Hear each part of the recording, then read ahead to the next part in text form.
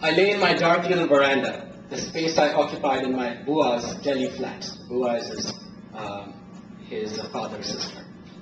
The windows were open to the non-stop honking from Pachkuya Road. There was no breeze. The cool weather hadn't arrived, and the sulphurous smell of popping fireworks made breathing difficult. I remembered how in our old house in Jalandhar, my sisters hid behind each other as I lit bottle rockets on Diwali.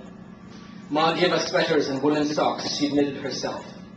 This coming winter, my sisters would even be lucky if their old sweaters were darned. The middle one was in a boarding school for orphans, the youngest with my frail grandfather. I woke up late the next morning with a sensation of suffocation. I left the flat without breakfast and walked to Paharganj.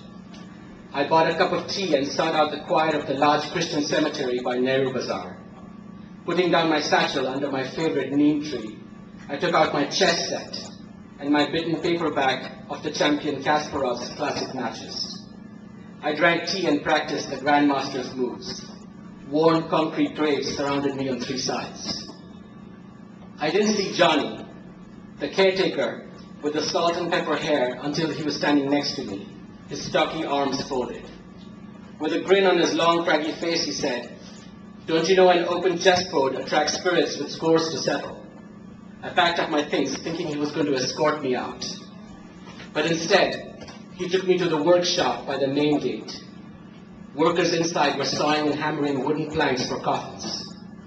Johnny ushered me into the cemetery office at one end of the shop.